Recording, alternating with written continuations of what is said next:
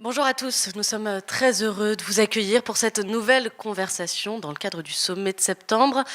Une rencontre entre deux femmes aujourd'hui sur les femmes en lutte. Une rencontre pensée, imaginée en collaboration entre le festival Spring du Cirque Théâtre d'Elbeuf et la saison Africa 2020 orchestrée par Ngoné Falsa, commissaire, et l'Institut français. Que nous remercions. On est aujourd'hui dans la ville d'Elbeuf, que nous remercions aussi au Théâtre des Bains-Douches. Et merci donc à la compagnie La Part du Pauvre d'Eva Doumbia de nous laisser un petit peu de place. Aujourd'hui, on est très très heureux d'être ici. Alors, à mes côtés aujourd'hui, Pascale Barthélémy, bonjour. Vous êtes historienne et vous êtes spécialiste de l'histoire des femmes et du genre en Afrique. Avec nous, Djeily Amadou Amal, bonjour, vous arrivez du Cameroun. Bonjour.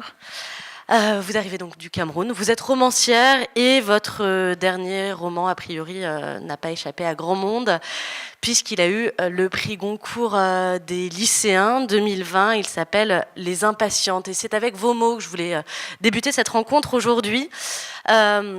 Pour vous resituer ce roman, si vous ne l'avez pas encore lu, Les Impatientes, c'est l'histoire de trois femmes. Trois femmes que l'on marie de force à des hommes polygames. Il y a celle qui accepte ce destin, Saphira, celle qui s'effondre, Hindou, vous me corrigez, Amal, si vous n'êtes pas d'accord avec moi, et celle qui lutte, Ramla. Ramla qui était amoureuse et qui sera mariée de force à un autre homme parce qu'il est riche et puissant. À la fin, on la quitte, Ramla, et puis on la retrouve à la fin du livre. Elle avait été mariée à son grand désespoir, et tout à coup, on la retrouve dans les mots de sa coépouse, qui apprend qu'elle a quitté le foyer. Elle est partie. Quoi ? Cette nuit, continue d'une voix excitée ma servante, il paraît qu'elle a trompé la vigilance des gardiens dans la nuit. Je suis en train de prendre mon petit déjeuner.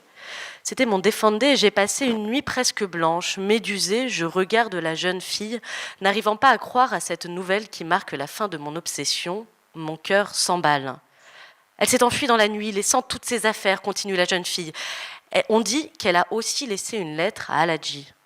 Tu es sûre de ce que tu racontes ? Qui t'en a informé ? Elle est vraiment partie, Adja. Alors Ramla, Amal, est-ce que vous diriez que d'une certaine façon c'est une féministe ? C'est une question très difficile, ça, pour commencer. On y va. Je ne sais pas si Ramla va mettre le mot féminisme dans son action. Mais chez nous, on dit je vous parle un peu là. Donc, s'enfuir pour sauver sa peau est une forme de courage.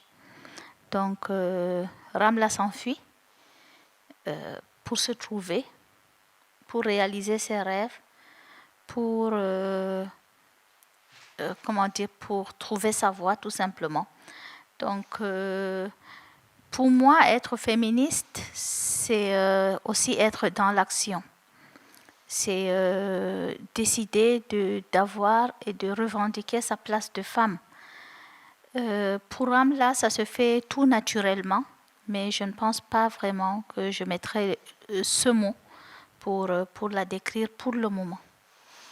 Et vous, Pascale, quand vous lisez ce roman et que vous voyez ce personnage à côté du personnage d'autres femmes, mais avec également l'histoire de toutes ces femmes que vous avez étudiées, bien réelles pour le coup, est-ce que vous la percevez d'une certaine façon comme une féministe africaine ? Alors, je voudrais remercier d'abord tous les organisateurs et les organisatrices de cette rencontre. Je suis très honorée de discuter cet après-midi avec Djeily Amadou Amal, dont j'ai découvert l'œuvre en fait avec le prix Goncourt des lycéens. Je lis de la littérature venue d'Afrique, mais je ne vous connaissais pas et j'avoue que j'ai été très très frappée par votre livre, très remuée même. Je trouve que c'est un livre qui est à la fois agréable à lire et très dur à lire, parce que c'est un livre qui parle de violences faites aux femmes. Alors, je vais répondre comme Amal. En fait, je n'emploierai pas ce mot non plus, c'est un mot qui est un petit peu piégé parce que d'abord, il n'y a pas un féminisme, je crois, il y a des féminismes, et ça, pour le coup, les travaux des historiennes, surtout des historiennes, un peu des historiens l'ont montré depuis des décennies. Il y a différentes manières de trouver sa place en tant que femme. Alors, ça peut être de revendiquer l'égalité des droits, mais ça peut prendre beaucoup d'autres formes. Donc, je dirais plutôt, effectivement, que pour moi, j'ai lu ça comme l'histoire de 3 femmes combattantes. Et peut-être pour revenir sur ce que vous avez dit sur Hindou, le deuxième personnage, pour moi, elle s'effondre pas. Elle est en lutte, elle aussi. Elle subit des violences qui sont terribles, des violences conjugales terribles, des violences sociales, mais elle s'enfuit, elle aussi. Voilà, donc je crois que ce sont 3 femmes en lutte pour survivre, assez basiquement. Elle s'enfuit, elle aussi, dites-vous. Le seul moyen, dans ces cas-là, c'est effectivement de partir. Vous dites courage, fuyons. Qu'est-ce qui leur permet de partir? Je vous pose la question, Amal, puisque vous aussi, vous êtes parti, vous expliquez bien que ce livre est un roman, mais qu'il est aussi inspiré de faits réels, et vous y avez mis une part autobiographique. Vous avez, vous aussi, été marié à un homme auquel vous n'alliez pas être marié. Qu'est-ce qui permet de partir, finalement? Il faut un déclic, parce que en réalité, il ne s'agit pas de partir pour partir, mais d'abord d'avoir le courage de tout laisser tomber, et puis surtout d'aller à l'encontre de ce qu'on vous inculque dès le plus jeune âge, en fait. Dans notre style de vie, notre façon de vivre, en fait, c'est une vie en communauté. L'enfant n'est pas que l'enfant de ses parents, il est l'enfant de toute sa communauté. L'épouse n'est pas que l'épouse de son époux en réalité, mais elle est l'épouse d'une famille qui fait partie d'une communauté, etc. Et donc, dans ce sens-là, quand une personne, il y a des choses qui sont immuables, qui font partie de notre style de vie, de notre façon de voir les choses, mais également des valeurs qui régissent notre vie en société. Si on décide d'aller à l'encontre de ces valeurs, eh bien, on se met au banc de la société, tout simplement. Et en ce moment-là, on est rejeté. La pire des punitions qu'on puisse vous faire dans un village, dans le Sahel, c'est de vous mettre à l'écart, justement. C'est-à-dire, si vous vous comportez d'une manière que les gens jugent indélicat ou très mauvais et qu'on veut vous punir, ce qu'on fait, c'est qu'on a ce terme-là de vous... c'est drôle, en fait, si on veut le dire en français, c'est de vous confiner. C'est-à-dire qu'on ne vous parle plus, c'est vraiment de vous confiner, en fait. Plus personne ne vous adresse la parole, tout le monde vous ignore, plus personne ne veut manger avec vous. Si vous tenez un commerce, plus personne ne va acheter des choses chez vous. Bref, voilà, on vous met vraiment à l'écart. C'est la pire des punitions. Donc, si une femme décide de ne plus respecter les règles et de dire qu'elle va, voilà, elle est prisonnière, en fait, plus dans sa tête que dans l'action. Mais si elle décide donc de se libérer de ces chaînes-là et de partir, ça veut dire qu'elle se met donc au banc de la société et qu'elle est prête justement à vivre avec ce regard des autres, mais également à être jugée sans cesse.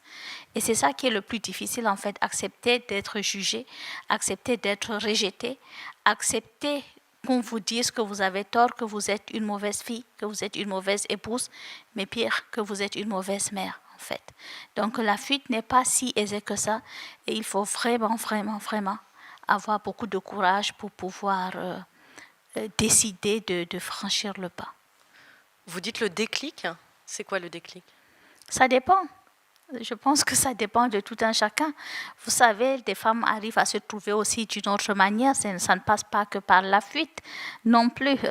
Là, on parle d'un roman, d'une fiction. Ça se passe comme ça pour ce personnage. Mais on voit bien que pour d'autres personnages, ce n'est pas la même chose. Saphira, par exemple, se bat, mais elle ne s'enfuit pas. Donc, mais ça n'empêche quand même que... elle est aussi impatiente et qu'elle décide voilà, de se battre d'une autre manière. Pour moi, personnellement, parce que je pense que c'est ça la question, le déclic, ça a tout simplement été mes filles. J'avais 2 filles et je savais que si je restais là et que je ne faisais rien, ma vie allait continuer comme elle était en fait. C'est-à-dire que voilà, j'étais mariée, j'avais des enfants, je subissais des violences comme toutes les autres. Et puis le cycle de la violence reste la même, aussi bien en Afrique qu'en Occident. Ça commence toujours par des violences verbales. Ils vous insultent. Ensuite, par une gifle. Après, il vous dit que voilà, c'est parce que vous l'avez énervé et tout, que c'est toujours de votre faute s'il vous a giflé. Après, il y a la phase de lune de miel, où il devient le plus merveilleux de tous les époux, de tous les compagnons, et où vous vous dites que vous l'aimez tellement que vous ne pouvez pas vivre sans lui. Et puis ensuite, ça va recommencer automatiquement. Mais finalement, dans un endroit, dans un espace où c'est toutes les femmes qui vivent la même chose, on arrive à se dire que c'est normal parce que vous avez toutes les autres femmes qui vous disent que si tu trouves que c'est pas normal, en fait, c'est toi qui as un problème. Et donc, j'aurais pu continuer comme ça, mais j'ai vu mes filles et je me suis posé une question. Si elles deviennent adolescentes, qu'est-ce qui va se passer? La réponse était simple. On allait décider de les envoyer en mariage et je n'allais rien pouvoir faire pour les protéger de ça. J'ai vécu le mariage précoce et forcé. Je sais quelle est la violence la plus pernicieuse qui soit parce qu'elle entraîne automatiquement toutes les autres formes de violence. Une fille qui est mariée tôt, non seulement subira des violences physiques, le viol conjugal, les violences physiques, etc., mais également toutes les autres formes de violences psychologiques. Mais surtout, elle ne va jamais apprendre un métier, elle ne va jamais terminer ses études, n'aura pas de diplôme. Donc, par voie de conséquence, elle sera dépendante toute sa vie financièrement. Et qui dit dépendance financière dit dépendance tout simplement. Et donc, dépendance et soumission. Et donc, pour pouvoir empêcher que ça arrive, il fallait que je puisse être une voix suffisamment forte quand elle serait adolescente. Pour ça, d'abord, pour moi, il fallait que l'idée déjà que ça se passerait par les romans était déjà là. Je savais que j'allais écrire, j'avais déjà commencé à écrire. Il fallait juste que je publie et que je me fasse entendre. Donc pour moi, c'était par la littérature que ça devrait se passer. Mais par la littérature, ça n'aurait jamais pu se passer si j'étais restée. Donc il fallait que je parte et que je puisse réussir. En fait, la réussite sur le plan littéraire n'était pas une option en fait. C'était pas je peux réussir ou pas. En fait, je n'avais pas droit à l'échec si je voulais sauver mes filles. Ce personnage, Ramla, il m'intéresse aussi parce que vous la présentez très très vite comme finalement une jeune fille qui est plus éduquée que les autres, qui poursuit ses études. D'ailleurs, c'est pas très bien vu. Hein. Tout le monde lui dit ça serait bien quand même que tu restes à la maison. Et ça, j'ai l'impression, en vous lisant, vous, Pascale Barthélémy, l'historienne, que c'est effectivement une constante, que c'est ça aussi qui permet de partir, en fait, que ce sont les plus éduqués qui très tôt permettent de s'émanciper. Alors oui, c'est un des fils directeurs de votre livre, je crois. Enfin, dès le début, hein, vous dites Ramla est différente. Elle est différente parce qu'elle va à l'école primaire. Mais ça, aujourd'hui, en Afrique, 95% des petites filles vont à l'école primaire, même si elles n'y restent pas forcément longtemps. Mais ensuite, elle va au collège. Et ça, c'est déjà encore une étape supplémentaire que très peu de filles franchissent. Alors, je ne parle même pas de l'enseignement supérieur. Et effectivement, c'est ce que vous dites très bien, c'est que c'est la transgression, en fait. La fuite aussi, c'est ça, c'est transgresser les normes. Alors déjà, aller à l'école, c'est transgresser les normes. Mais ce n'est pas seulement transgresser les normes pour les petites filles par rapport aux garçons ou aux hommes, c'est aussi transgresser les normes par rapport aux générations de femmes qui ont précédé. Parce que je pense que c'est un très beau livre, pas seulement sur la domination masculine, sur un système de domination globale, et c'est ce que disait très bien Amal, c'est que c'est en fait les mères, les grands-mères, les tantes qui ont été elles-mêmes victimes d'un système d'oppression, mais qui ne peuvent pas en fait s'en défaire. Et c'est vrai que l'éducation, mais c'est pas le seul levier, hein, l'éducation peut jouer un rôle dans ce déclic. Enfin, ce que moi j'ai un petit peu étudié dans mes travaux d'histoire, c'est ce que j'appelle la prise d'écriture. La prise d'écriture, c'est un peu comme une prise d'armes aussi, c'est-à-dire d'arriver à s'approprier un langage, alors que ce soit le français ou que ce soit une langue africaine, enfin, peu importe, d'arriver à objectiver par l'écriture ce que l'on ressent, ce que l'on vit, et alors encore plus ensuite arriver à le transmettre, à le faire connaître, à le publier et ensuite à être reconnu, effectivement, ça participe de la libération. Et c'est vrai que moi, j'ai travaillé pendant plusieurs années avec des femmes d'Afrique de l'Ouest, de pays donc à l'époque sous domination française, à l'époque coloniale, et qui sont allées à l'école des Blancs, à l'époque, qui était effectivement très peu accessible aux filles.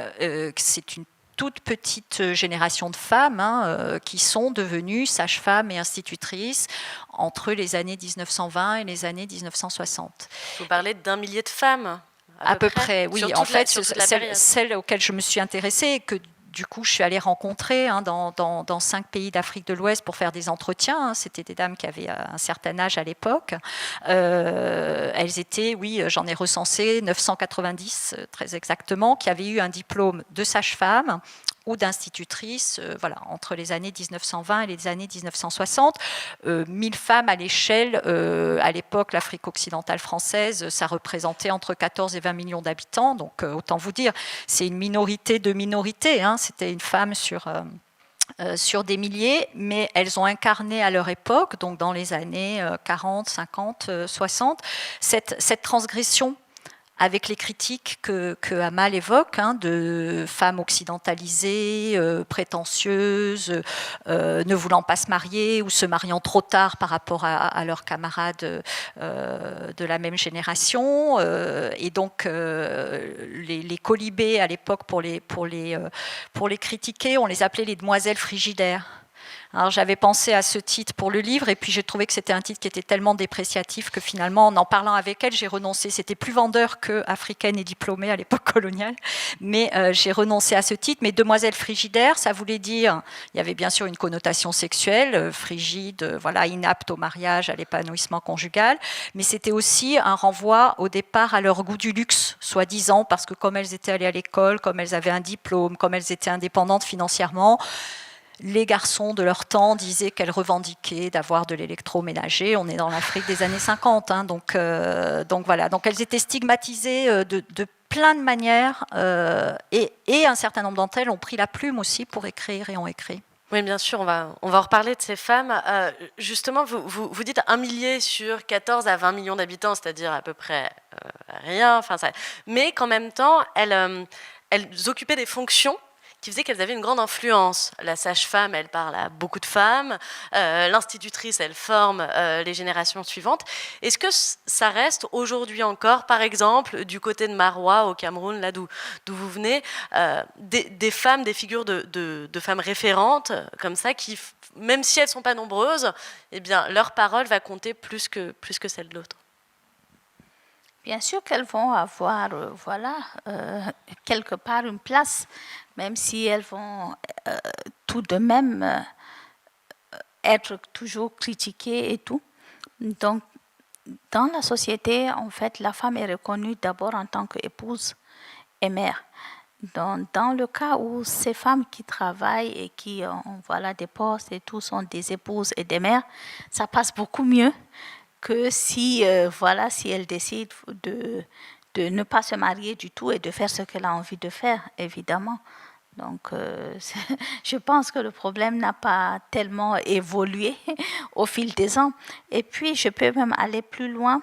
Aujourd'hui, on rencontre de plus en plus de filles à l'université qui se retrouvent justement, ce sont des jeunes filles, 19 ans, 20 ans. Et ça, je prends exemple même sur mes propres filles. Et vous avez donc des jeunes hommes qui sont instruits au niveau aussi supérieur et qui, quand ils décident justement de prendre une épouse, vont aller rechercher dans les collèges et en disant, voilà, les filles qui ont fait des études et qui sont diplômées ne sont pas mariables du tout. Donc c'est encore une autre forme d'oppression que subissent les jeunes filles qui décident de continuer leurs études, d'être indépendantes.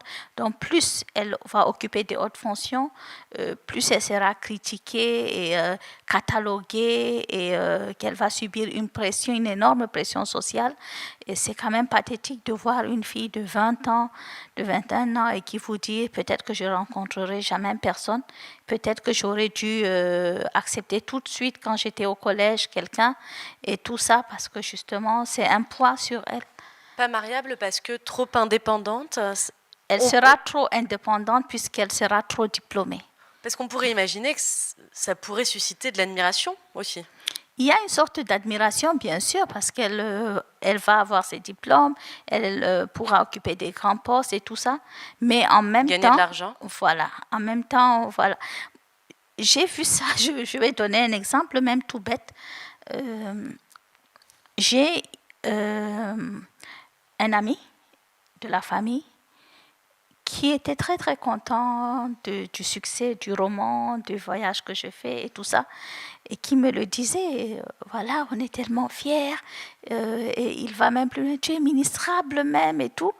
Et puis le lendemain, son épouse, à lui annonce qu'elle va avoir une promotion et que pour ça, il faudrait qu'elle aille en mission dans un pays étranger. Et tout de suite, il a été hors de lui et qu'il lui a dit, non, non, non, non, non, si tu pars, je te répudie.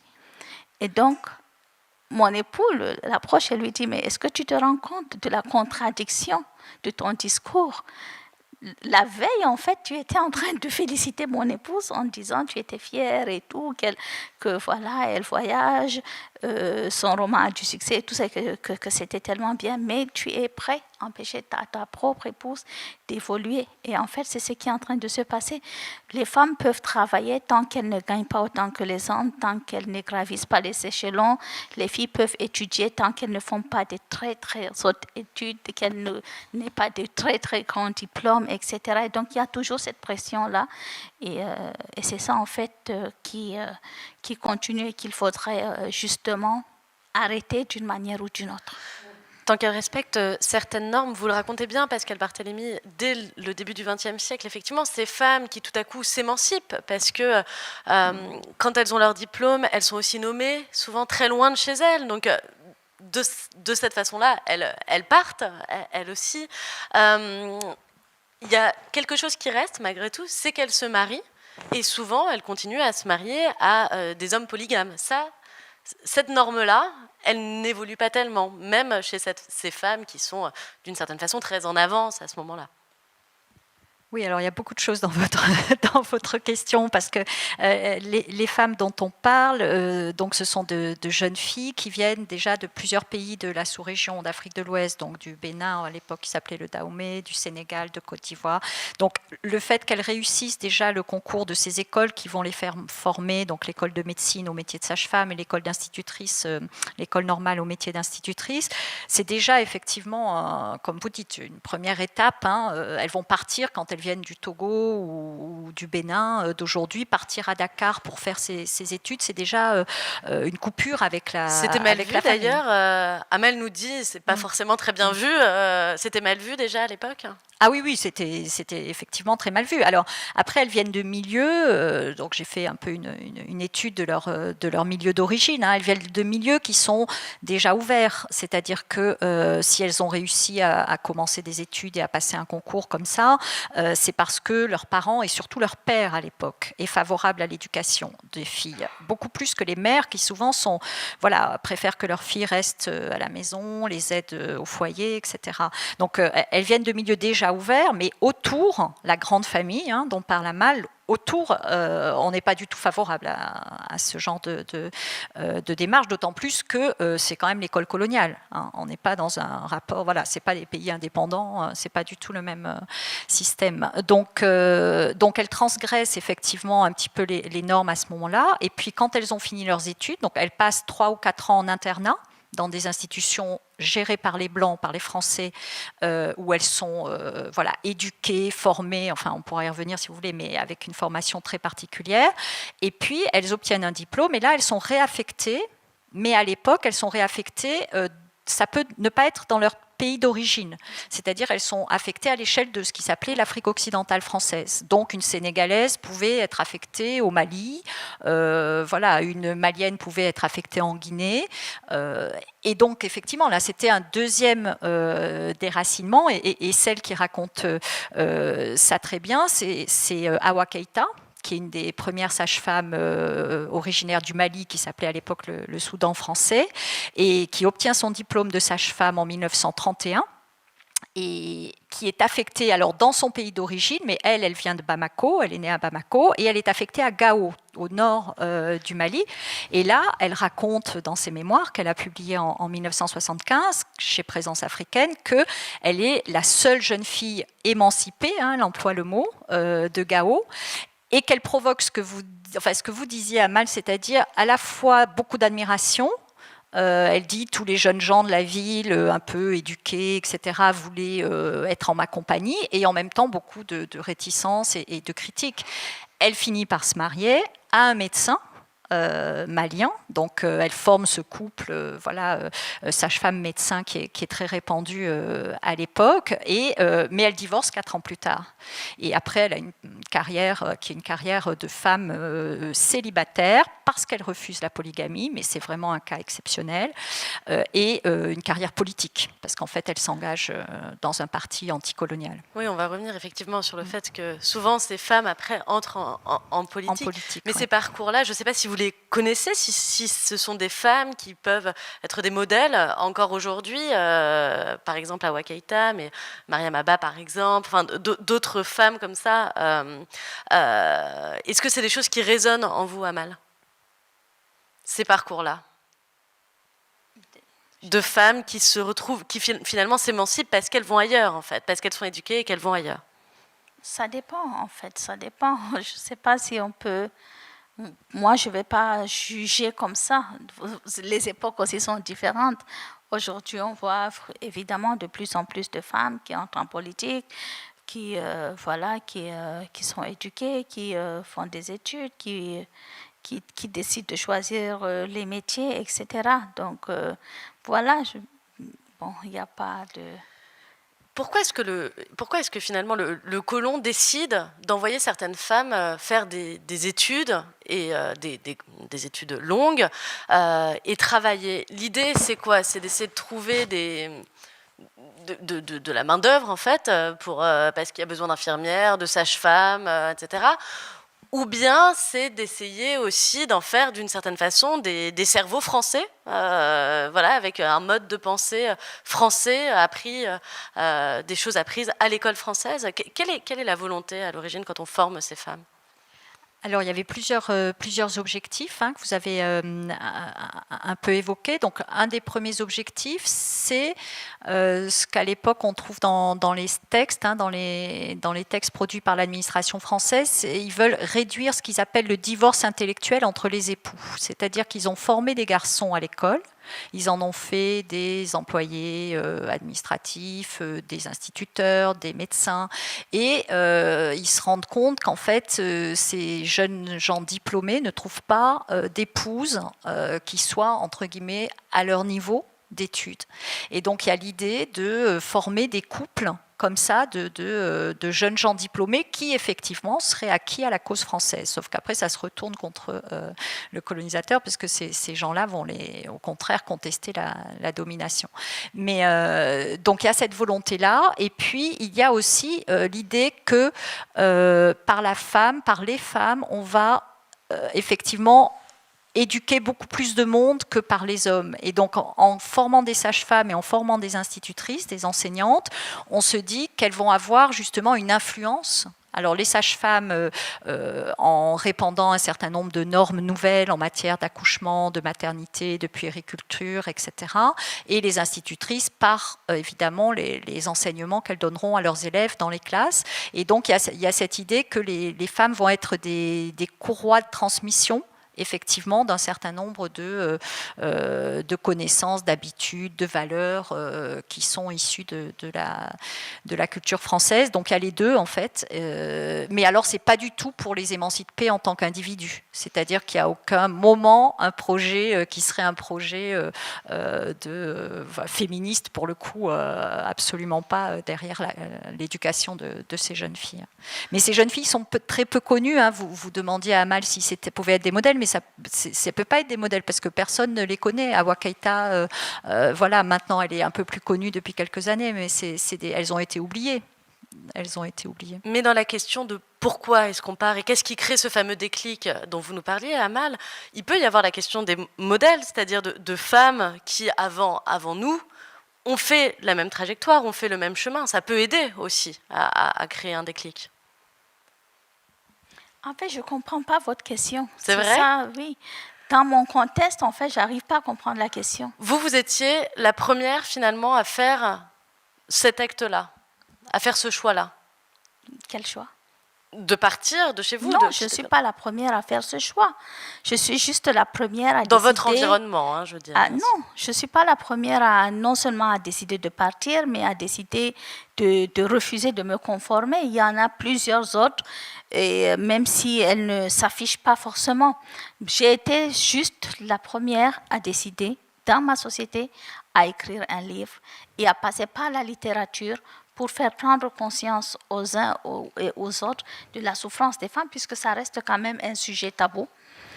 Que ressentent les femmes quand elles vivent non seulement dans un milieu polygamique, mais quand elles subissent justement toutes ces souffrances et toutes ces violences dont je parle dans le roman. Et donc, c'était la première fois qu'on avait le regard de la femme, tout simplement à l'intérieur de ces grandes concessions, entourées des hauts murs, où justement, parler de ces sujets-là reste quand même un tabou. Donc, vous voyez, en fait, c'est pas... comment dire, il y a des femmes, il y en a automatiquement qu'on prend toujours comme des modèles, mais justement là, ça dépend aussi du regard qu'on a. Et tout ça, il y a eu des femmes, par exemple, dans celle dont vous parlez, on a eu des figures, voilà, des femmes qui ont été des grandes sages-femmes, infirmières et tout ça, qui ont marqué l'histoire. Mais aujourd'hui, moi, je ne peux pas les considérer comme modèles, en fait. Donc, je ne m'inspire pas de leur vie ou de leur trajectoire pour devenir ce que j'ai envie de devenir. Non, nous sommes beaucoup plus ouverts sur le monde et à un moment, on a tout simplement envie de s'accomplir, voilà, en tant que femme. La polygamie aussi, vous avez évoqué ça tout à l'heure. Vous en avez un peu parlé, mais c'est pas qu'on ne refuse pas la polygamie comme ça parce qu'il faut refuser la polygamie, puisque surtout à l'époque, c'est perçu comme faisant partie intégrale non seulement de nos cultures, mais également de la religion.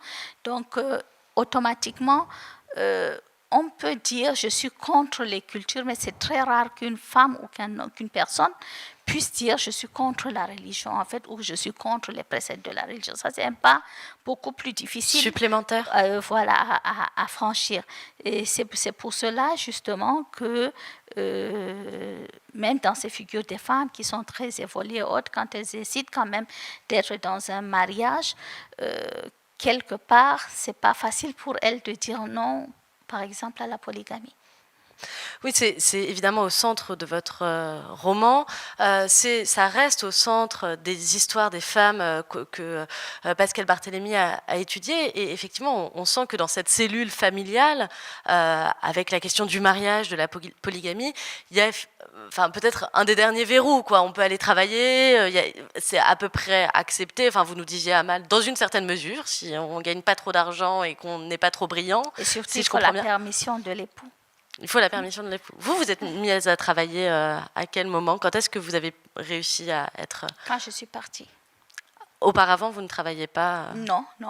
J'avais réussi à exiger de terminer mes études après le mariage, ce qui était déjà très, très rare. Bon, j'ai pu terminer, mais ensuite, ça a été compliqué. Vous aviez dû négocier déjà pour les études, d'une Oui, certaine oui, façon? oui, C'était bien déjà... sûr. Bien sûr que j'ai dû négocier fort et même faire du chantage pour pouvoir continuer. Et ça arrive souvent que ça soit aussi un peu comme si c'était, comment dire, on vous le tend comme ça pour vous convaincre. Aujourd'hui, on a de plus en plus d'hommes qui veulent épouser des filles au collège, au lycée, qui leur disent oui, mais en fait, ça ne sera pas un frein pour tes études parce que tu peux continuer après. Mais rarement, en fait, la promesse est vraiment tenue. Et donc, voilà, jusqu'aujourd'hui, il reste quand même, et là on vous le dit, même pendant le mariage civil où on vous dit que c'est l'homme qui est le père de famille, et ça je vous parle de la loi, c'est le maire qui vous dit que selon la loi camerounaise, l'homme est le père de famille, c'est lui qui a le dernier mot sur toutes les décisions importantes, y compris sur où vous pouvez habiter, sur l'éducation des enfants et sur... voilà, donc si l'homme a le dernier mot, donc il peut décider que vous travaillez ou que vous ne travaillez pas. Vous êtes remarié, et cette fois-ci, ça a été accepté par votre époux. C'est-à-dire qu'il y a des milieux dans lesquels c'est possible de travailler, de briller et d'être indépendante.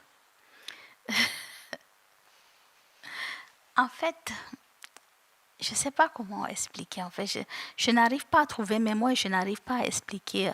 J'ai l'impression que nous sommes en train de tourner autour de préjugés, peut-être. Alors, allez-y. C'est ça le problème, en fait. On parle d'un contexte dans le roman, d'un contexte de la condition des femmes dans le Sahel. Mais si on parle de femmes qui vivent la polygamie, ça ne veut pas dire que toutes les familles dans tous les pays du Sahel sont polygames. Si on parle de mariage précoce et forcé, ça ne veut pas dire que toutes les filles sont mariées précocement. On parle d'un chiffre de 35%. C'est beaucoup. Bien sûr, c'est beaucoup. Mais sauf qu'il reste quand même les autres qui ne sont pas mariées précocement. Vous voyez, voilà.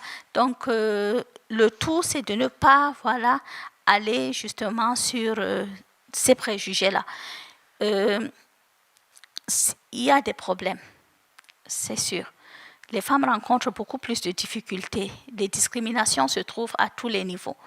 Au niveau de l'école, vous allez trouver que dans la majorité des salles de classe où il n'y a pas suffisamment de tables-bancs, les filles sont assises au sol et les garçons sur les tables-bancs. Mais c'est parce que justement, on a appris aux filles que quand elles sont avec des hommes, elles sont assises en bas et les hommes sont assis en haut. Ça fait partie de notre culture et de nos traditions. Vous savez, dans la culture Peul, par exemple, nous avons ce qu'on appelle le pulaku. Le pulaku, c'est l'ensemble de valeurs qui régissent la vie en société.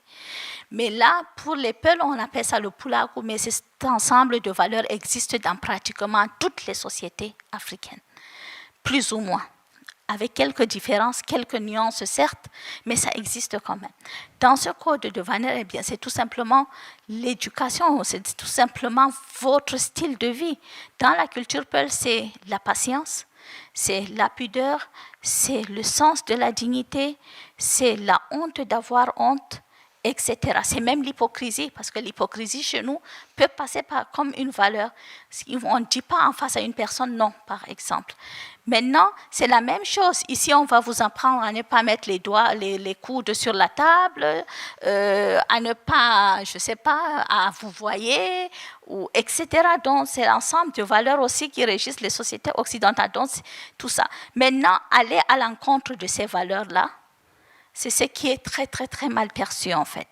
Et donc, dans un monde où vous avez accès aux réseaux sociaux, à la télévision, à l'éducation, se maintenir dans nos traditions qu'on nous a inculquées depuis tout jeune, mais en même temps vivre dans un monde moderne où on a envie d'être indépendant, de travailler, d'avoir son époux à soi tout seul, d'être dans les histoires d'amour comme ce qu'on voit dans les novellas et autres, ça devient évidemment beaucoup plus difficile justement à tenir. Vous voyez ce que je veux dire? Donc, à la fois, on a envie d'être une femme de son temps, mais à la fois, on n'a pas envie de rejeter complètement tout ce qu'on nous a appris dès le plus jeune âge. Et c'est ça dont je parle aussi dans le roman, c'est-à-dire que vous avez des femmes qui finalement, sans se rendre compte, perpétuent les violences contre les autres parce qu'elles sont en train tout simplement de perpétuer l'éducation qu'elles ont reçue et qu'elles ne peuvent pas concevoir autre chose. Vous parlez des règles et vous avez cité la patience. Alors évidemment, votre roman a été titré « Les impatientes ».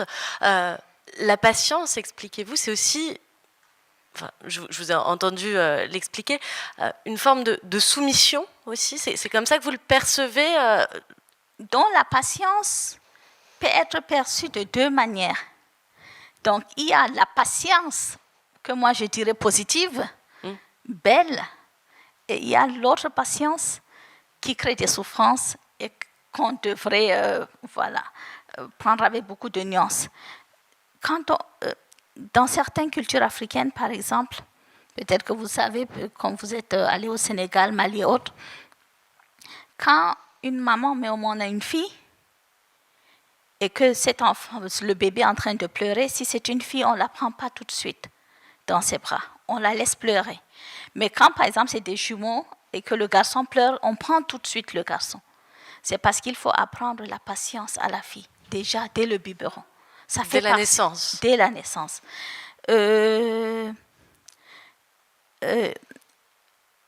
On vous apprend, par exemple, que la patience est une vertu. La patience physique, la patience dans les douleurs physiques, mais également dans les douleurs morales.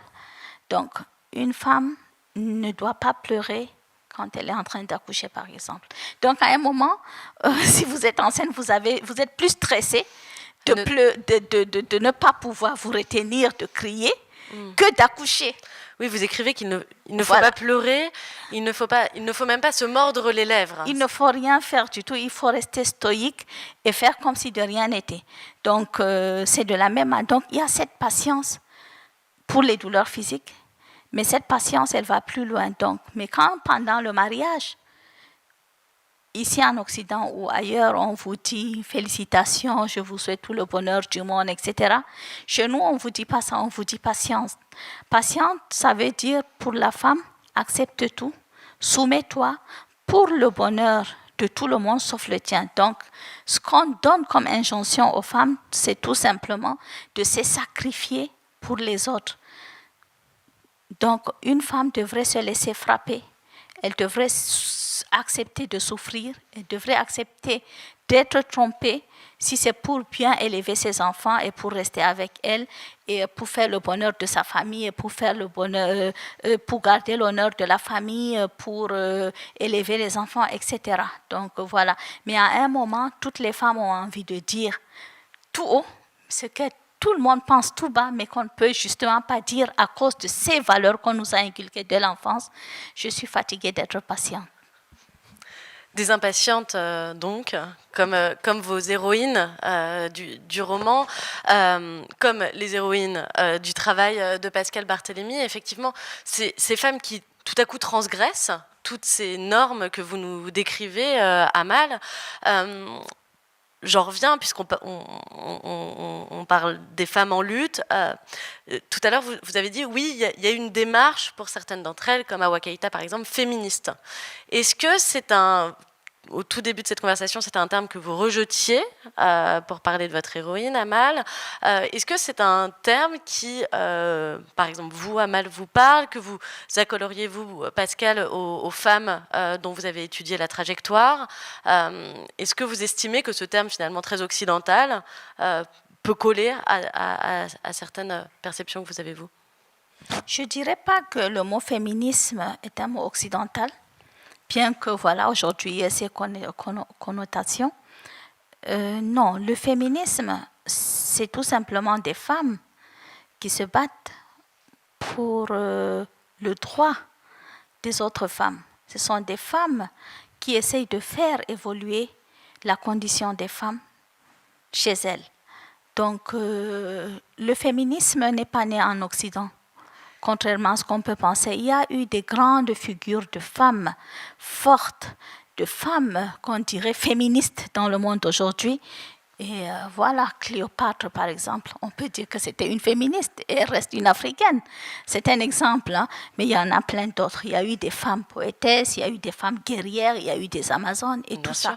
Bien sûr, à l'époque, on n'avait pas ce mot-là pour définir. Donc aujourd'hui, moi, quand on dit, voilà, vous êtes une féministe et tout, je ne veux pas me définir comme féministe en prenant un exemple, par exemple, sur le féminisme occidental. Je ne me reconnais absolument pas là-dedans. Je suis peut-être féministe parce que je me défends des droits des femmes, parce que je dis ce qu'elles pensent, mais je suis dans un féminisme fondamental. Je ne pense pas encore qu'il faut que je me déshabille pour pouvoir me faire entendre. Vous voyez ce que je veux dire? Je pense que, voilà, c'est ce que fait Stella Nyanzi en Ouganda, par exemple. C'est repris par des femmes également en Afrique. Voilà, mais il faut quand même pas qu'on se dise que le féminisme est forcément né en Europe. Le féminisme a toujours existé. Les femmes se sont toujours battues pour faire évoluer les choses. En Afrique, ce sont les femmes, en réalité, qui tiennent les familles. Ce sont les femmes qui s'en occupent. Ce sont les femmes qui font vivre la famille parce que ce sont les femmes qui font la culture vivrière pour nourrir la famille. Mais elles ne se rendent même pas compte de la force qu'elles ont. Mais évidemment, elles ont d'autres mots pour pouvoir définir la lutte qu'elles incarnent et qu'elles sont en train de mener. Le matriarcat, d'une certaine façon, serait une forme de féminisme ? Alors, je ne sais pas à quelle question je dois répondre, parce qu'il y en a plusieurs. Je voulais juste revenir quand même un peu sur ce dont on parlait il y a un instant. Il ne faut pas oublier qu'en France, il a fallu attendre 1967 pour que les femmes puissent travailler sans l'autorisation de leur mari. Alors certes, c'était des papiers qui pouvaient parfois être un peu... disons que ça n'avait peut-être pas la même force de coercition que ce qu'évoque Amal, mais voilà. Mais ça existait. Bien sûr. Et ce que je trouve très fort dans Les Impatientes, c'est que les questions qui sont soulevées, certes, elles sont contextualisées, ça se passe dans un endroit bien particulier que vous décrivez très bien, et en même temps, il y a une dimension universelle dans ces questions-là.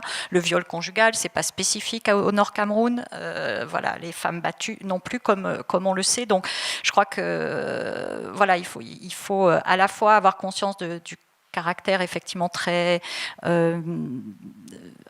culturellement ancré de votre livre, parce qu'il y a aussi tout ce vocabulaire, tout ce que vous nous expliquez de la manière dont fonctionne la société à Marois, et puis le côté un peu plus, plus général sur l'oppression des femmes. Alors, le féminisme, puisque vous avez envie qu'on y revienne, je crois qu'il faut faire la différence entre les combats des femmes et les mots qu'on met dessus. Le mot est récent, on peut aujourd'hui, nous, en 2021, dire effectivement tel combat, il y a 3 siècles, était féministe. Mais voilà, c'est anachronique pour l'époque, puisqu'à l'époque, le mot n'existait pas. Le mot, il apparaît en France au début du 19e siècle, et ça sert à désigner des hommes efféminés au départ. On appelle féministes des hommes efféminés, c'est Alexandre Dumas, fils, qui emploie ce mot-là.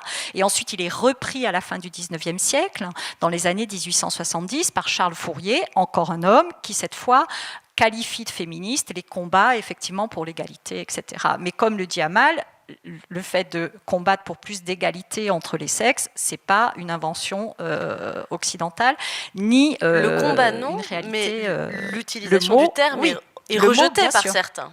Alors, les femmes, moi, que j'ai étudiées là, dans mes travaux, elles n'employaient pas ce mot non plus, qu'elles associaient, sans dire que le féminisme était occidental, mais elles associaient ce qu'il y avait derrière le mot à la culture occidentale, américaine aussi, hein, pas seulement française à l'époque, et donc elles ne se reconnaissaient pas dans ce qu'elles voyaient comme la guerre des sexes, comme j'avais interviewé Jacqueline Kizerbo, qui est une grande intellectuelle du Burkina Faso, épouse de Joseph Kizerbo, hein, qui, elle me disait, au début des années 2000, moi je ne me reconnais pas dans ce féminisme échevelé, voilà, qui pour elle était effectivement très occidentale, et pour autant c'est une femme qui a lutté notamment pour l'éducation des filles et pour beaucoup d'autres choses. Donc je crois qu'il y a le mot et puis il y a la réalité des combats qui sont derrière.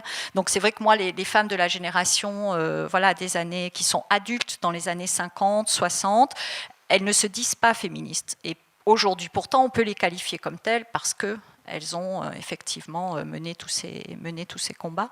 Mais moi, alors je ne sais pas si j'ai le droit d'interpeller directement. Si, vous avez le droit, bien sûr. Je trouve que c'est aussi un roman sur les masculinités et sur les hommes, parce qu'il y a plein de figures masculines dans votre roman, qui sont toutes très différentes.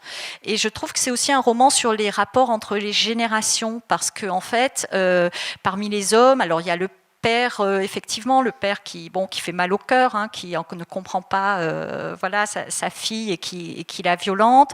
Il y a le mari violent.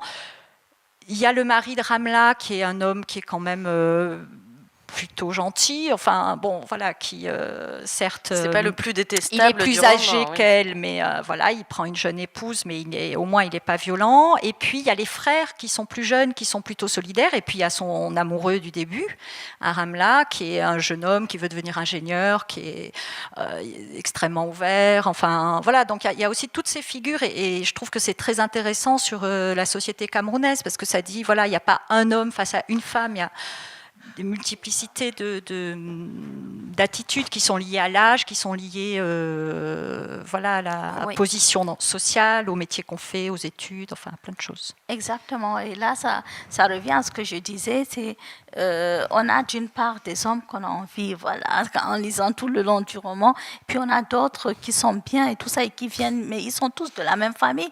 Donc pour dire qu'il ne peut pas avoir que du mauvais ou que du bon. Donc dans la même... Et c'est comme les femmes, hein. Les femmes aussi, il y en a qui sont vraiment détestables dans le roman. Donc voilà, il faut de tout pour faire un monde, comme on dit. Et il y a des hommes féministes aussi, au Cameroun aussi. Oui, on dit, puisqu'on aime ce mot. Non, mais ça fait partie absolument des débats actuels. Il y a peu encore au Nigeria, où il y a eu de grandes manifestations, des femmes, par exemple, et moi ça m'intéresse, le Nigeria est pas très loin du Cameroun, et ça m'intéresse d'avoir votre regard effectivement sur ce terme qui est l'objet de réels débats. Quand au Nigeria, dans des manifestations assez importantes, il y a des femmes qui prennent une part active et qui disent elles-mêmes: on se revendique comme féministe, mais jusque-là, c'était quasiment une insulte, en fait. Quand on nous disait qu'on était féministe, c'était une insulte. Voilà, c'est intéressant. Vous sembliez, Amal, acquiescer quand Pascal expliquait la façon dont ce terme pouvait être vu comme porteur de valeur, que tout le monde n'est pas obligé d'embrasser. Voilà. Oui. Ça vous parlait, effectivement. Oui, bien sûr, puisque voilà, elle l'explique tellement bien, et là on en prend aussi conscience. Donc oui. Je crois qu'au Nigeria, il y a des chercheuses, alors malheureusement je n'ai pas le nom en tête, mais qui parlent de ce qu'elles appellent le négoféminisme, ou un féminisme qui serait davantage fondé sur l'idée de complémentarité entre les sexes et de négociation entre les sexes, voilà, et qui serait plus adapté à la réalité de pas mal de sociétés en Afrique aujourd'hui. Nous ne parlons même pas vraiment d'égalité, mais de complémentarité, voilà, comme elle l'a dit, dans nos débats, en fait, parce que l'homme en face n'est pas un ennemi. Voilà, donc on n'est pas dans forcément tout obtenir par la lutte ou par la force, mais aussi par la négociation. En fait, les femmes en Afrique apprennent très très tôt à négocier pour pouvoir obtenir ce qu'elles veulent. C'est ce que vous nous C'est l'une des valeurs aussi qu'on apprend, la négociation. Celle-ci est utile, donc. Je me demandais si dans ce que vous racontiez de l'obligation pour certaines d'être soumises, finalement, il n'y avait pas une sorte de crainte, finalement, des hommes, peut-être. Est-ce que les femmes, tout à coup, prennent le pouvoir? Une des femmes dont parle Pascal Barthélémy, qui a étudié Pascal Barthélémy, Mariam Abba, dans un très joli texte qui s'appelle « Une si longue lettre », dit voilà, les hommes ont le pouvoir, mais parce qu'ils savent très bien que c'est nous qui régissons la cité. C'est un peu ce que vous disiez sur le fait que c'est elle qui s'occupe de la maison et qui s'occupe finalement de tout, peut-être un peu dans l'ombre, mais qui s'occupe de tout. J'ai le souvenir, une des premières fois que je suis allée au Burkina Faso, c'était au moment où il y avait pareil, de grandes manifestations pour renverser le dirigeant, et il y avait une immense manifestation uniquement de femmes, et c'était la première fois que je mettais les pieds dans ce pays, et moi on m'avait dit « Oula, si là les femmes sortent, c'est qu'il va se passer quelque chose. Alors effectivement, il s'est passé quelque chose, donc bon, a posteriori, on peut en penser quoi que ce soit, mais cette phrase m'est restée, des années plus tard, elle m'est restée. Ah, si là, elles sont dehors, c'est que là, faut se mettre à se méfier. Ça aussi, c'est complètement des préjugés, ou il y a quelque chose de cet ordre-là? Mais je ne sais pas. Mais je pense que finalement, peut-être que si les femmes sortent au Cameroun, il peut se passer quelque chose, je ne sais pas. C'est une idée que je vais donner aux femmes. Je pense qu'on va aller plutôt dans ce sens-là. Non, mais dans tous les cas, dans le roman, quand même, ce qu'on voit, c'est que les femmes sont à la fois fortes, mais fragiles. Donc, à la fois, on se rend compte qu'elles sont soumises, qu'il y a le poids des traditions, qu'il y a le poids de la famille, qu'elles partagent un homme. La maman de Hindu, par exemple, on voit bien, voilà, elle n'est pas d'accord avec la polygamie, mais elle n'a pas le choix. Elle se sent oppressée également. Oui, chacune semble essayer de faire voilà. au maximum. Mais en même temps, elle a été frappée par son époux parce que sa fille a désobéi, mais à la fois, elle était fière, elle était entière, et elle sait que quand elle va partir, il va la suivre parce qu'elle est la favorite en fait. Donc, quelque part, elle a aussi cette forme de pouvoir et, où finalement, même si elle n'a pas le dernier mot, mais si elle se fâche vraiment et qu'elle décide d'avoir le dernier mot, elle peut vraiment l'avoir. Voilà. Donc, ce sont des figures différentes des femmes qui toutes souffrent, mais qui chacune d'une manière ou d'une autre peut quand même arriver à renverser la donne et voilà, à prendre des décisions. Certains vont y aller par la négociation, d'autres par le chantage, d'autres par des mauvais coups, comme Safira, la coépouse de Ramla, etc. Mais à la fin, c'est toujours pouvoir tirer, comme on dit, son épingle du jeu. Est-ce que vous avez le sentiment qu'il y a une nouvelle génération qui émerge aujourd'hui de femmes, justement, voilà, parce que, comme vous le dites, on est aussi dans un espace où chacun regarde des séries télévisées, ce qui se passe ailleurs, enfin, dans un monde bien plus connecté, du moins en temps normal. Est-ce que vous avez le sentiment, vous, par exemple, au Cameroun, qu'il y a une nouvelle génération de femmes qui émergent et que peut-être qu'aujourd'hui, c'est moins dur que quand vous aviez 17 ans? Ça dépend. Ça dépend du contexte et ça dépend du... Il y a plusieurs facteurs en fait. Sur le plan de l'éducation, c'est moins dur aujourd'hui dans une ville comme Maroua et partout dans le nord Cameroun, mais finalement dans toutes les villes du Cameroun, c'est moins dur que quand j'avais 17 ans parce qu'il y a des universités partout. Parce qu'il y a aujourd'hui des universités partout. Quand moi, j'ai eu mon bac, je suis restée presque 2 ans sans pouvoir faire des études supérieures parce que pour en faire, il fallait aller dans une autre ville. Les parents qui soutiennent l'éducation sont d'accord, et là, elle l'a dit tout à l'heure, sont d'accord pour que les garçons aillent dans une autre ville, mais pas les filles en fait.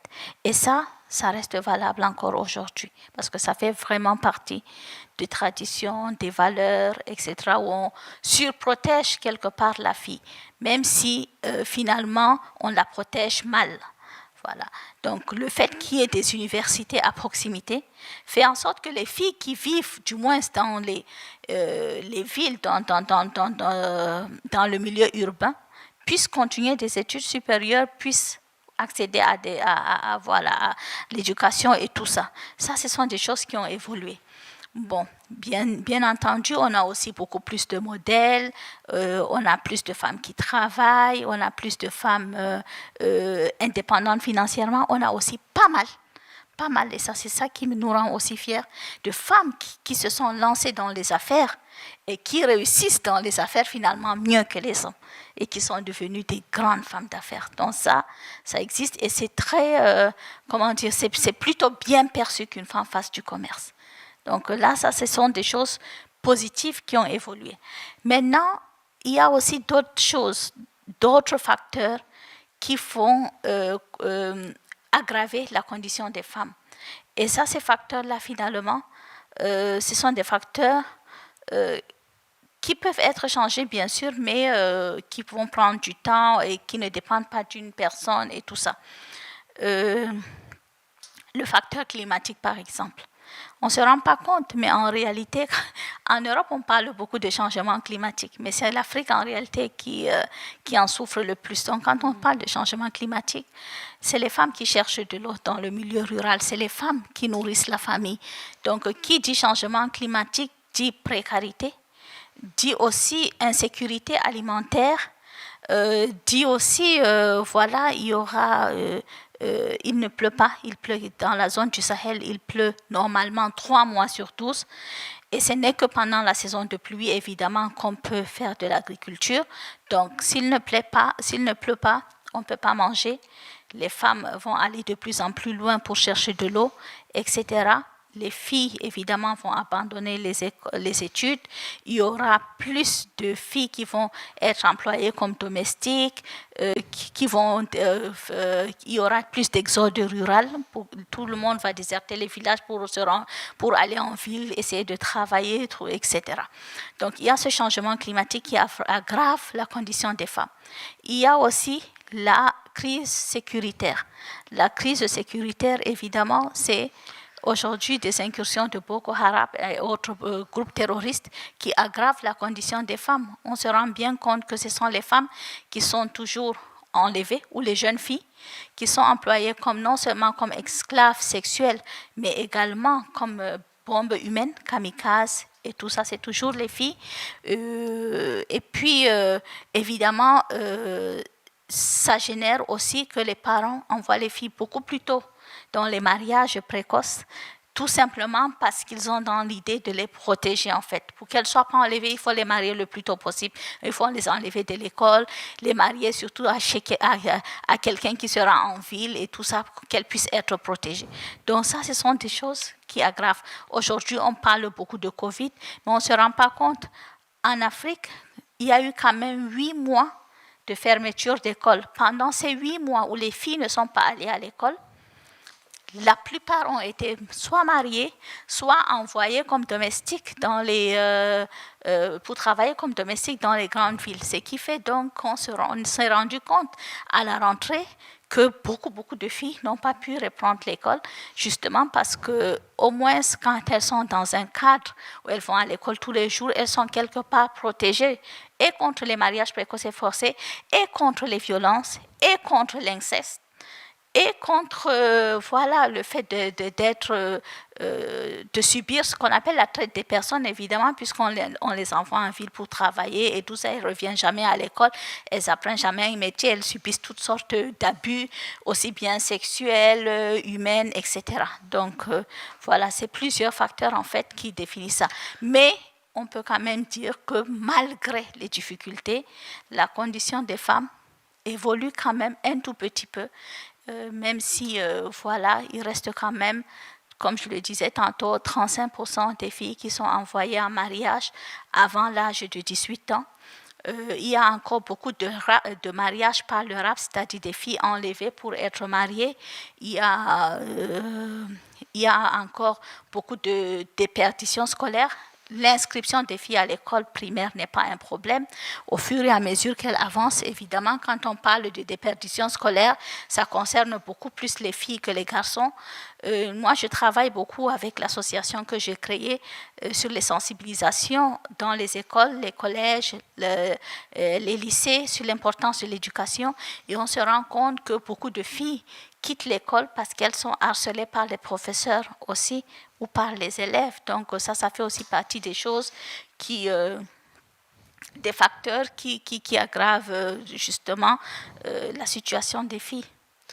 Malgré toutes effectivement les difficultés que vous décrivez, Amal, on est aujourd'hui loin des 1000 femmes. Alors on n'est pas sur la même zone non plus, donc tout ça n'est pas comparable, mais vous voyez où je veux en venir. On est loin des 1000 femmes qui accèdent aux études supérieures aujourd'hui. Est-ce qu'il y a un moment de rupture où effectivement il y a une génération de femmes qui va avoir bien plus, malgré tout, accès que leur mère au lycée, puis ensuite à la vie active?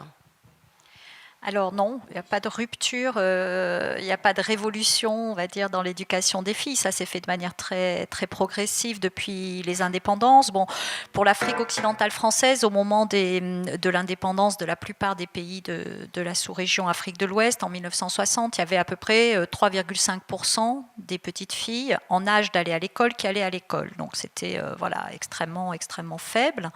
Le rattrapage filles-garçons s'est fait très progressivement, mais je crois que ce que disait Amal est très important, c'est-à-dire qu'on ne peut pas seulement raisonner sur la question de l'égalité entre les sexes, c'est-à-dire que le contexte géopolitique, le contexte économique, évidemment, joue sur les inégalités entre les sexes. Et donc, ce qu'elle a très bien dit, c'est que toutes les crises qu'on traverse aggravent d'abord la condition des femmes. Elles aggravent en général la condition des humains, mais davantage la condition des femmes, et ça on le voit dans toutes les sociétés, c'est pas spécifique à l'Afrique. Et donc, pour vous répondre sur l'éducation des filles en Afrique, dans les années 80, quand les plans d'ajustement structurel ont été mis en place par le FMI et la Banque mondiale, et ils ont eu pour premier effet de couper pas mal de crédits délivrés à l'éducation, à la politique sanitaire, etc., et pour effet en ricochet, les premières victimes de ces plans d'ajustement structurel, ce sont les filles en général, qui ont été effectivement moins scolarisées, avec une longévité scolaire moins longue. Voilà, donc je crois qu'il y a tous ces facteurs, mais il n'y a pas de rupture. Et puis surtout, il faut peut-être insister aussi sur les énormes différences entre les pays. Et à l'intérieur de chaque entre pays. les villes et les zones rurales. Et c'était déjà le cas à l'époque de la colonisation, c'est-à-dire qu'en fait, on donne un chiffre global pour l'Afrique de l'Ouest, mais entre le Dahomey, donc Porto Novo, qui était appelé à l'époque le quartier latin de l'Afrique, et le nord du Bénin, c'était des taux de scolarisation très, très différents entre les villes et les campagnes. Donc en fait, voilà, les statistiques, elles sont bien utiles dans certains cas, mais elles masquent beaucoup, beaucoup de réalités voilà, internes qui ont un impact sur la vie des gens au quotidien. Donc ça ne dit pas grand-chose en fait de la situation des filles à l'école en général.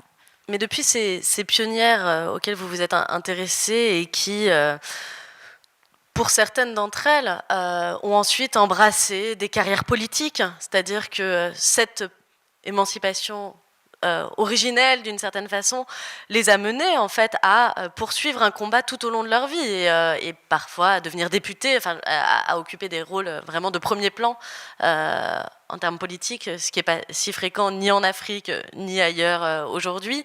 Est-ce que vous avez le sentiment qu'aujourd'hui, il y a effectivement de nouvelles générations de femmes en lutte qui émergent, qu'on est quand même sur quelque chose de beaucoup plus important ou pas ?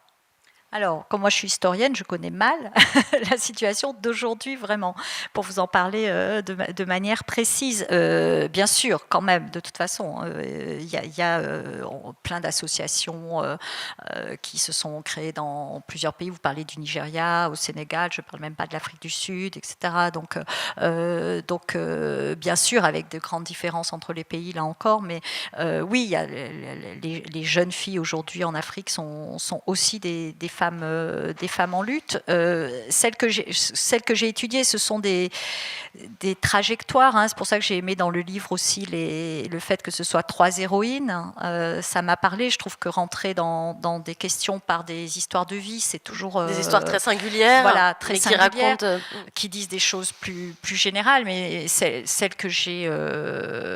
voilà, dont j'ai essayé de reconstituer les parcours, ce sont vraiment des individus singuliers, parce que Awa Keïta, oui, il devient la première femme députée du Mali en 1959, mais voilà, il y en a une, et elle sera évincée 10 ans plus tard, en 1968, lors du coup d'État qui a renversé Modibo Keïta. Elle est écartée du pouvoir. Donc voilà, au Sénégal, il y a Caroline Diop qui est devenue députée en 1963. Je parlais de Jacqueline Koulibaly Kizerbo, qui, elle, n'a pas eu de mandat politique à proprement parler, mais qui a occupé beaucoup de responsabilités à l'UNESCO, dans des organisations internationales. Je crois que c'est important aussi, Amal disait tout à l'heure, aujourd'hui, on est beaucoup plus ouvert sur le monde, et je crois que dans les combats féminins, féministes, cette connexion avec le reste du monde est extrêmement importante. Elle était importante historiquement déjà à l'époque coloniale, parce qu'en fait, contrairement peut-être à ce qu'on pense, il y avait des journaux qui circulaient, il y avait quand même la radio dès les années 40, les Africains étaient très informés, par exemple au moment de la conquête de l'Éthiopie par l'Italie en 1935, ça a été un grand moment de première révolte contre le colonialisme, d'engagement, d'engagement, et pour Awa Keïta en l'occurrence, mais pour d'autres hommes et femmes de sa génération. Donc les informations circulaient, et dans les années 50, 60 et même donc après les indépendances, c'était aussi très important pour les femmes, et ce qui a été quand même déclencheur, la décennie des Nations Unies sur la femme en 1975 a été un moment pour les Africaines très important. Mariam Abba, elle publie une si longue lettre en 1979. Awa Thiam, dont on parlait tout à l'heure avant le débat, publie La parole aux négresses en 1978, et donc là ce mouvement international de combat pour les droits des femmes a des répercussions très importantes en Afrique, et je pense que c'est pour ça qu'il faut éviter de fermer les yeux, les oreilles et les frontières pour que ça circule. Mais ça a été vrai aussi pour les droits des femmes en Europe, hein. L'Union européenne a joué un rôle très important dans l'avancée des droits des femmes en France. Donc je pense que ça, c'est important d'être connecté, justement. Et alors, est-ce que vous savez, Amal, comment la jeune génération camerounaise a reçu votre livre, pour ceux qui l'ont lu? J'imagine qu'on vous en a dit des choses chez vous? Oui, bien sûr. Mais je dois dire que par rapport à mon livre, c'est quand même un combat sur 10 ans, donc sur plusieurs romans. J'ai commencé à écrire, c'est toujours sur les discriminations faites aux femmes, etc. Et ça a suscité un vrai débat, puisque c'était la première fois justement qu'on avait ce regard de la femme du Nord, Cameroun, donc du Sahel, musulmane et tout ça. Donc, on a quand même des grandes figures de la littérature camerounaise chez nous. Et les femmes ont toujours écrit des romans très féministes, aussi bien Caliste Béala que Leonora Miano. Mais voilà, donc là, c'était le regard un peu différent. Donc, il y a eu des débats, il y a eu des sensibilisations, des conférences, etc. Qu'est-ce qu'on vous disait ? Non, mais ça dépend. En fait, au début, c'est tu es contre l'islam, tu es contre toutes les traditions, on va te tuer. C'était plutôt ça. Et avec des jeunes qui étaient plutôt contents qu'enfin la parole se libère. Et puis, au fur et à mesure, les personnes comprennent et tout ça. Donc, aujourd'hui, je pense que il y a plus de réactions positives que de réactions négatives.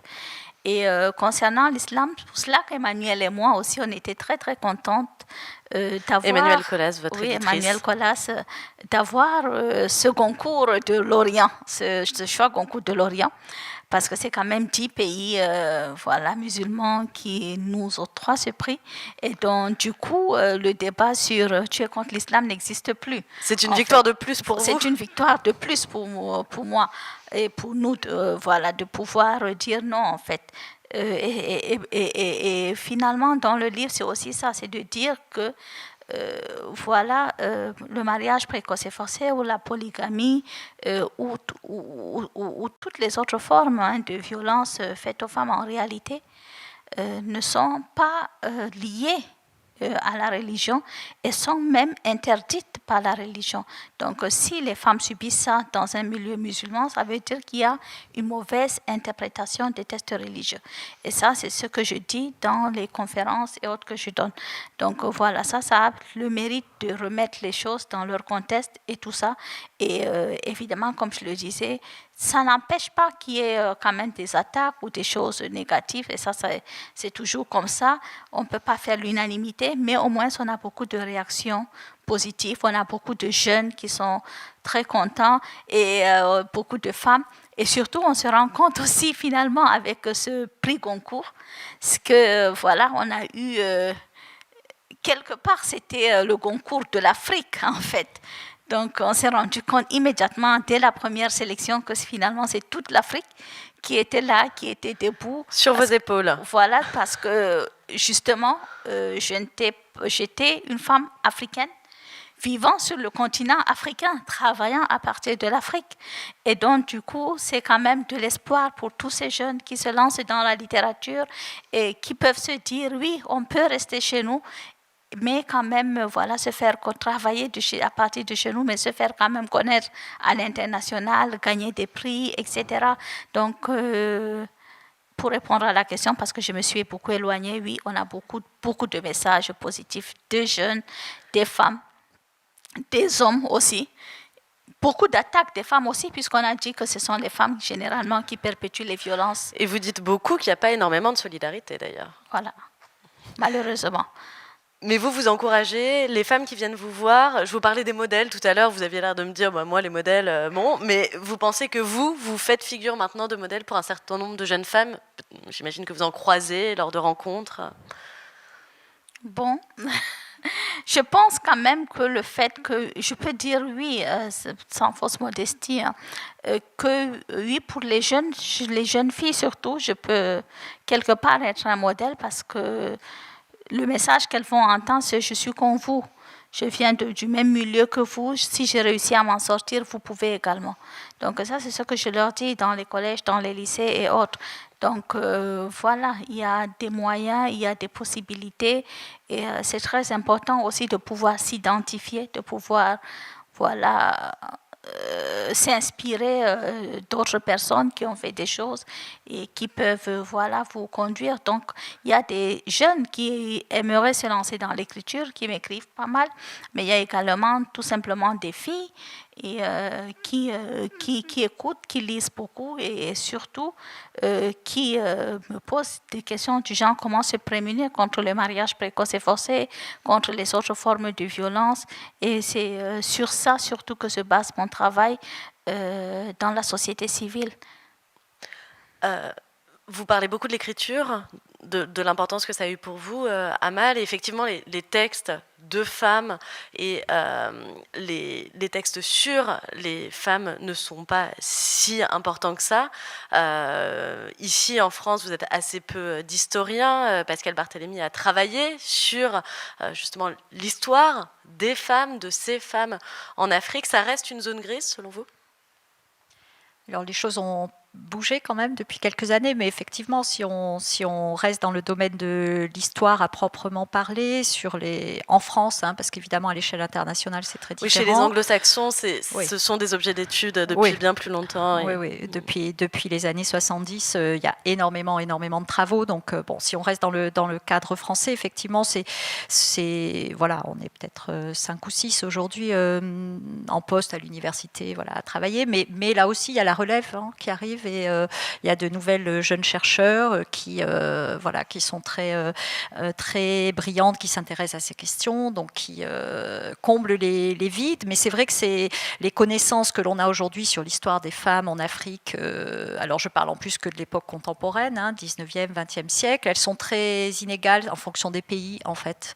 Il y a des travaux qui commencent à être assez nombreux sur le Mali, sur le Sénégal, sur la Guinée, sur le Cameroun aussi, il y a quand même pas mal de gens qui ont travaillé, mais il y a par exemple l'histoire des femmes au Gabon, en Centrafrique, au Tchad, il y a peu de gens qui travaillent sur certains pays. Bon, il y a plein de raisons, je ne vais pas rentrer dans les détails, mais il y a quand même aujourd'hui un mouvement, ce sont des sujets qui sont plus faciles à aborder aujourd'hui à l'université, même s'il y a peu de postes dans ces domaines-là. Et donc écrire les trajectoires de femmes, que ce soit à l'université ou à travers les romans. Amal, peut-être pour conclure, vous disiez que l'écriture, ça avait été pour vous un acte fondamental, un acte de libération peut-être, ou de lutte fondamentale. C'est essentiel pour vous, je parle au passé, mais j'imagine que vous nous préparez peut-être d'autres textes. Oui, bien sûr. Moi, je dis souvent, la littérature m'a carrément sauvé la vie. D'abord, la lecture. qui me fait prendre conscience de toutes les difficultés que nous pouvons rencontrer en tant que femmes, mais aussi ensuite par l'écriture qui m'a servi d'abord d'exutoire et qui m'a permis d'avoir la force de m'en sortir. Et puis aujourd'hui, évidemment, ma vie tourne autour de ça, de la littérature, l'écriture. Et voilà, oui, j'écris. Je ne pense pas qu'il y ait quelque chose qui me fasse plus plaisir que justement d'écrire. Donc, je vais continuer à écrire. Et voilà. Mais ne me mettez surtout pas la pression. Non, on est impatients. Merci beaucoup. Merci beaucoup, Djaïli Amadou Amal. Je le rappelle, pour ceux qui l'auraient raté, Les Impatientes, c'est aux éditions, donc Emmanuelle Colas, votre éditrice que vous citiez tout à l'heure. Pascale Barthélémy, vous êtes historienne. Votre livre de référence, africaine et diplômée à l'époque coloniale, c'est aux presses universitaires de Rennes que je vous rends. Je vous ai promis que ce serait à vous, bien sûr. Merci beaucoup au Cirque Théâtre d'Elbeuf de nous avoir accueillis dans le cadre du Spring Festival. Merci beaucoup à l'Institut français, à la saison Africa 2020 et à sa commissaire Ngoné Fall. Merci à tous de nous avoir suivis. Le sommet de septembre qui se tient donc en mars, puisque le temps est suspendu, c'est encore samedi avec de nombreuses rencontres, de l'architecture et également une carte blanche à l'écrivain Gauze, l'écrivain ivoirien Gauze. Vous pouvez retrouver tout le programme de la saison Africa 2020 sur Internet. Et cette rencontre entre vous deux sera... il sera possible de la retrouver sur le site du Cirque Théâtre d'Elbeuf. Merci beaucoup et bonne fin de journée à tous.